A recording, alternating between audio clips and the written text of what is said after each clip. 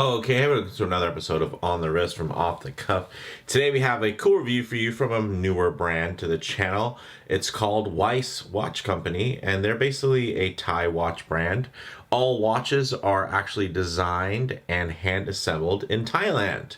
And their main kind of value proposition is that they blend high quality and affordable pricing. And I have to say, I've seen a couple reviews for these watches, which is what really got me interested.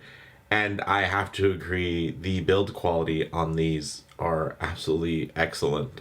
Pretty blown away by this. So big ups to Weiss, definitely living up to the standard that they're kind of a couple of initial reviews have got them. Now, in terms of the type of watch, I consider this a dive watch. Some key common characteristics and design language when you're looking for a diver. Of course, you're going to want water resistance, typically through some type of screw down crown. You're going something that's tough, legible, with a dive time bezel, and a diver's extension is always nice if on bracelet. This is known as the Hitman, and this particular configuration is the Hit 13-A1 because you actually pretty much of every different combination, there are different options. So you can get a colored seconds hand, as well as a lot of times there's different options with the date. So if you wanted to do a standard date like this or a reverse date, and that's depending on the color dial variant and all that. Also, in terms of the bezel insert, this one you can see is a brushed ceramic. Some of them are glossy ceramic. So there's quite a few options for a watch that it comes in under 400 bucks at only 325 US dollars. So pretty killer deal.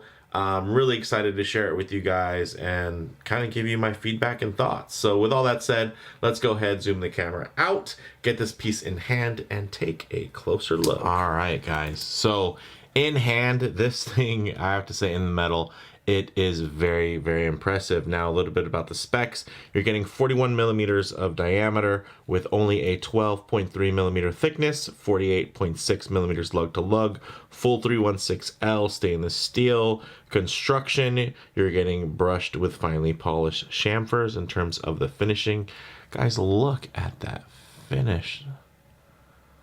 Goodness, I'm blown away. That is just jaw-dropping, honestly, for the price point. I mean,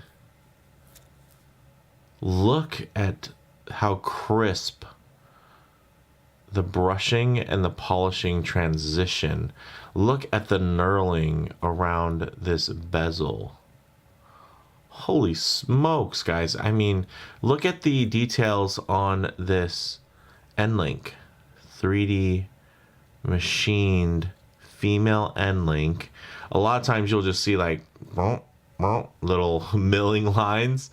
Here you're actually, look at that.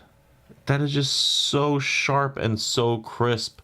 It just speaks to me. It jumps right out. And again, there's quite a few different options in terms of the aesthetic for the dial, color, bezel, finish combo. There's even like some ones that have like gold center links and whatnot and kind of gilded accents.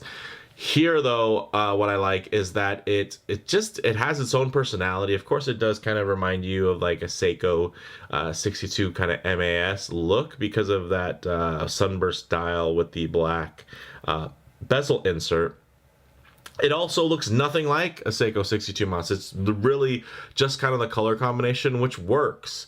Instead of it just being like a plain black and steel diver, here you're going to get that really cool kind of anthracite gray dial, which I think looks fantastic. And then you're also getting the brushed finish on that bezel insert, which absolutely just adds another layer of texture and refinement to this execution. In terms of the crystal, it's a flat sapphire with inner AR coating. And then when we get to the bezel, check out this action, guys. Ooh. 120 clicks. Unidirectional. I can try to rock it a little bit, but I mean, looks good. Hits the mark. Goodness. Guys, that thing is... an absolute pleasure. And of course, you're getting it fully indexed there on that bezel insert. For those of you that kind of enjoy the more mill sub style or true diver style, if you want to go kind of ISO standards, of course, you're going to have the fully done minute track all the way around.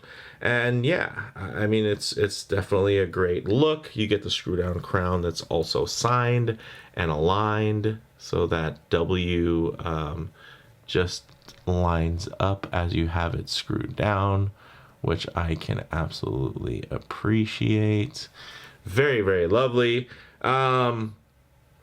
Now, to get to the movement, this is probably the one thing where, okay, this is where they saved money, which is the choice of the Seiko Instruments NH35A, which is absolutely a workhorse movement, but at the same time, not super desirable or complex, relatively cheap. But I mean, there's nothing cheap about the execution of this case back. Looks fantastic, multi-finishes there. Nicely etched, and inside, yeah, very reliable diver movement in the Seiko NH series. Now, in terms of the dial, hands, and loom, of course, you're getting that beautiful gray sunray dial with applied indices. You're getting the polished and folded hands there, so they are contoured. As you can see, as the light plays, kind of there is a nice center crease that goes up and down the hour and minute hand.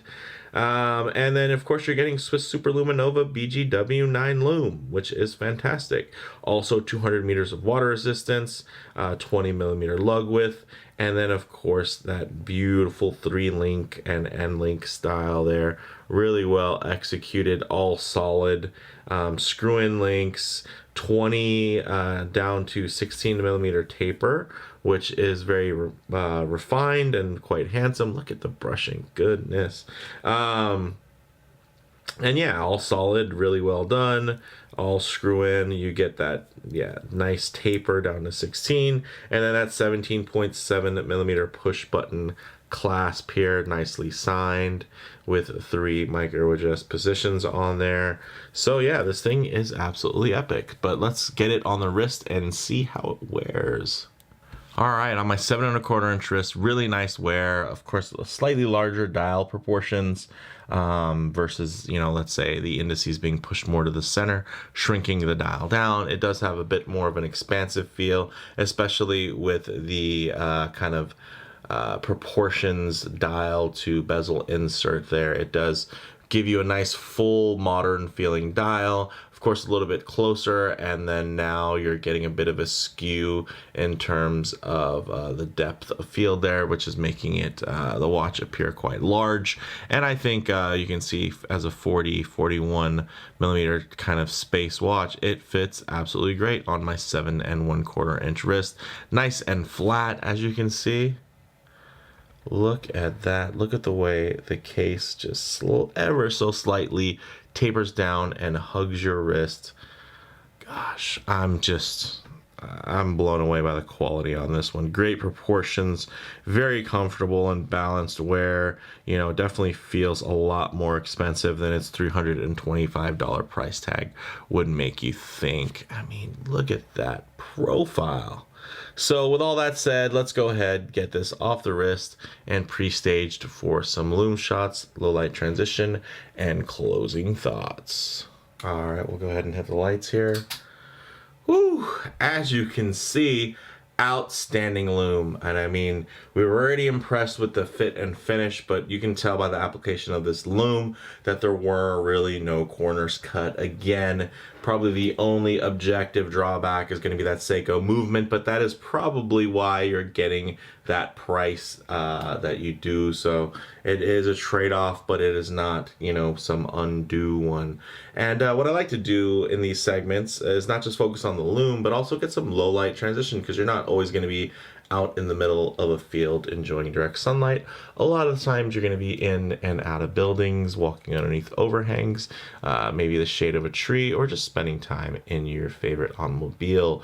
So I do like to get some transitional lighting here just so you can see what this is going to look like in less than optimal conditions, to include some very harsh high contrast lighting here, which typically would expose the fit and finish in terms of the brushing, how uniform it is if there are any mistakes. But man, this thing is just flat out gorgeous. Look at the way the dial holds the light, catches it, disperses it, and just kind of redistributes it in a way that is extremely eye-catching and engaging.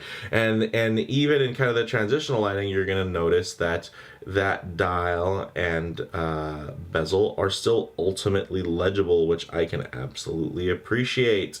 So I really, really dig that. But let's go ahead and hit the lights back and get into some closing thoughts, guys. In terms of on the wrist, really nice proportions, very comfortable and balanced wear, feels a lot more expensive, like I mentioned, looks a lot more expensive in the flesh when you're looking at this thing in kind of full high definition in person. Now, in terms of the model variants, there are actually a bunch of different color options and customizable date windows and second hands tips from that standpoint. So those model variants are out there, but definitely check the links in terms of seeing, what might be the version for you. In terms of comparable models, there's so many that are out there within this price point, maybe the same or similar movement or specs.